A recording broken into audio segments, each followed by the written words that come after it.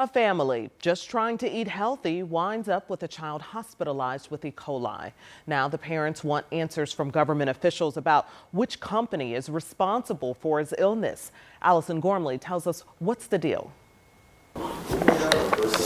A sports lover is how you would describe 10-year-old Colton George. It's a signed Ellie card. Whether it's collecting cards or hitting the baseball diamond. I was up and running all the time. That's a signed Paul Skeens ball. Then, just before Thanksgiving 2024, I was going to the bathroom like 5 or 6 times a day. My stomach was like cramping really bad. Mom and Dad, Chris and Amber George, took him to the hospital. And they were like, your son does have 2 different types of E. coli. And unfortunately, he had the E. coli that is the worst, that produces sugar toxin, which sent him into kidney failure. Colton spent 18 days in the hospital. No parent should ever have to go into a hospital room and see a tube down your kid's throat.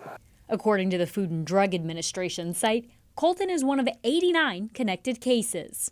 We know it's romaine lettuce, but they won't say who supplied the romaine lettuce. The FDA did not issue a recall, saying the impacted product identified appeared to be past shelf life and no longer on the market at the time of the outbreak. So no recall, no supplier name. There's just no transparency at all from the federal government, and we're taxpayers, and I think that we should have the name of the supplier that made my son sick. When someone gets E. coli, the hospital passes along a sample to the State Department of Health for more testing. Then the data is uploaded to the Center for Disease Control's database PulseNet and the National Center for Biotechnology Information to see if anyone else is affected by the same strain. The Food and Drug Administration also investigates sampling product, doing an analysis, and an on-site investigation. But an investigation does not mean families will find out who supplied the lettuce. I get no phone calls back.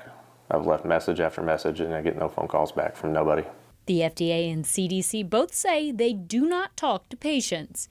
Communication goes through the state health department and they would not say if they get the FDA's findings. When we asked why the FDA cannot release the name, they said commercial confidential information restrictions, more or less trade secrets. People need to be aware of like what they're buying.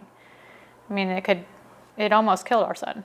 So the Georges contacted a top foodborne illness lawyer for help. I'm busier than I've been in years, and so that's a bad sign for consumers. Attorney Bill Marler believes the FDA should name companies behind outbreaks, active threat or not.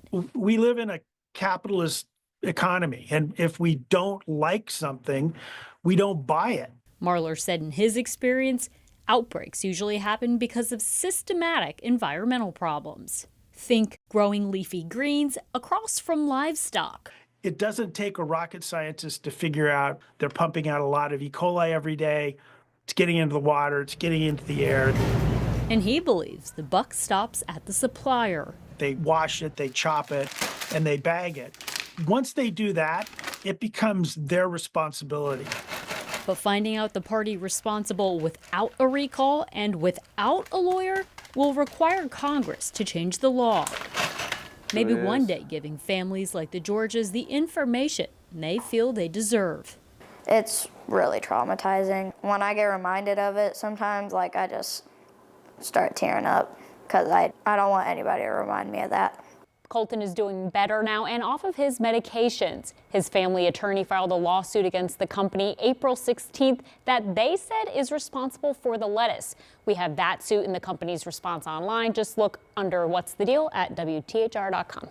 And so what can people at home do to try to get more transparency? Talk to their U.S. representatives and senators because it will likely ultimately take a change in the law to release the names without an active threat or a recall. Okay, thanks, Allison.